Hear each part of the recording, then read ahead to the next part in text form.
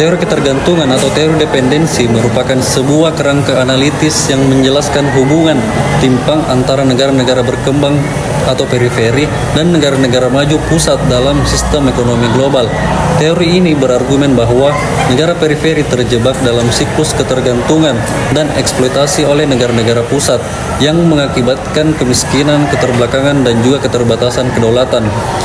Teori ketergantungan terkadang disebut ketergantungan asing, digunakan untuk menjelaskan kegagalan negara-negara non-industri untuk berkembang secara ekonomi meskipun ada investasi yang dilakukan oleh negara-negara industri. Argumen utama teori ini adalah bahwa sistem ekonomi dunia sangat tidak merata dalam distribusi kekuasaan dan sumber daya karena faktor-faktor seperti kolonialisme dan neokolonialisme. Hal ini menempatkan banyak negara pada posisi ketergantungan. Ciri-ciri utama teori ketergantungan. Yang pertama, ketergantungan ekonomi. Negara-negara berkembang bergantung pada negara-negara maju untuk modal, teknologi, dan pasar.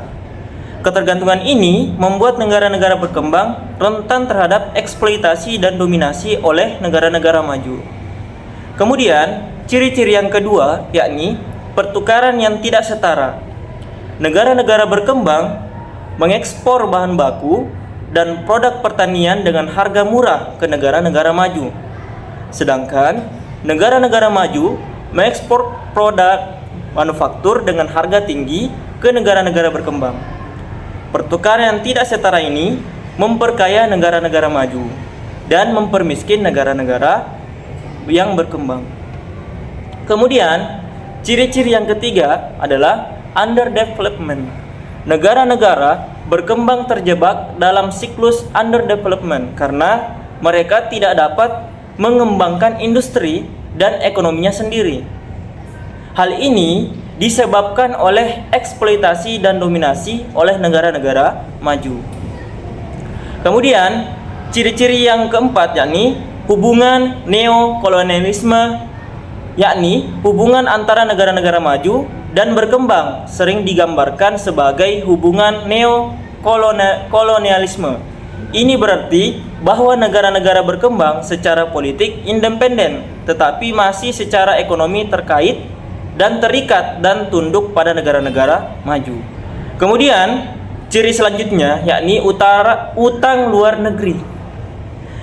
Negara-negara berkembang seringkali terbebani oleh utang luar negeri yang besar kepada negara-negara maju, yang menguras sumber daya dan membatasi pilihan kebijakan mereka sehingga negara-negara berkembang menjadi semakin bergantung pada negara-negara maju, yang mengakibatkan mereka sulit untuk mencapai kemandirian. Contoh kasus teori ketergantungan yang pertama itu negara-negara Amerika Latin pada tahun 1980-an. Negara-negara Amerika Latin berutang besar kepada bank-bank Amerika Serikat. Ketika suku bunga global naik, mereka tidak dapat membayar kembali hutang tersebut, yang mengakibatkan krisis utang yang parah dengan dampak ekonomi dan sosial yang menghancurkan. Kemudian contoh kasus yang kedua itu negara Afrika. Negara Afrika menerima miliaran dolar dalam bentuk pinjaman dari negara-negara kaya antara awal tahun 1970-an dan tahun 2002. Pinjaman tersebut disertai dengan bunga majemuk. Meskipun Afrika telah melunasi investasi awal pada lahannya, Afrika masih mempunyai utang bunga miliaran dolar. Oleh karena itu, Afrika hanya mempunyai sedikit atau bahkan tidak punya sumber daya sama sekali untuk diinvestasikan pada negaranya sendiri. Yang ketiga itu negara Indonesia. Indonesia memiliki sejarah panjang terhadap ketergantungan pada negara-negara maju, terutama dalam hal utang luar negeri, teknologi, dan perdagangan. Bahkan tercatat jika posisi Utang luar negeri Indonesia pada bulan April 2024 sudah mencapai 398,3 miliar US dollar. Hal ini menimbulkan berbagai tantangan dalam mencapai pembangunan nasional yang mandiri dan berkelanjutan. Dalam upaya mengatasi ketergantungan, yang pertama itu meningkatkan nilai tambah, yaitu mengelola bahan mentah menjadi produk bernilai tinggi untuk ekspor yang lebih menguntungkan. Selanjutnya itu mengembangkan teknologi, yaitu berinvestasi dalam penelitian dan pengembangan untuk mengurangi ketergantungan teknologi asing. Selanjutnya itu mengurangi utang luar negeri, yaitu mengelola utang secara hati-hati dan mencari sumber pembiayaan alternatif. Selanjutnya memperkuat kedaulatan politik, yaitu melawan intervensi politik dan memperjuangkan kemandirian dalam pengambilan keputusan. Selanjutnya itu meningkatkan kerjasama selatan-selatan, yaitu meningkatkan kerjasama ekonomi dan perdagangan antar negara-negara berkembang. Hal ini dapat membuka pasar baru bagi produk negara-negara berkembang dan memperkuat posisi tawar mereka dalam negosiasi internasional.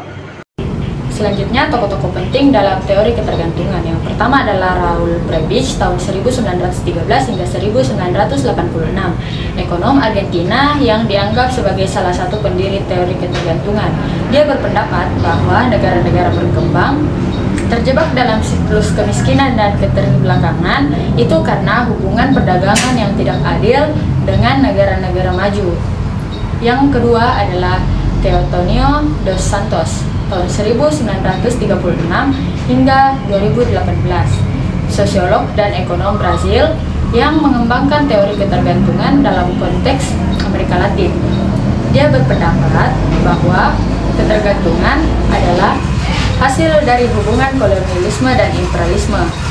Dan yang terakhir adalah Andre Gunder Frank tahun 1929 hingga tahun 2005, ekonom Jerman Amerika yang terkenal dengan karyanya tentang perkembangan terbelakang. Dia berpendapat bahwa negara-negara maju mengeksploitasi negara-negara berkembang melalui sistem perdagangan internasional.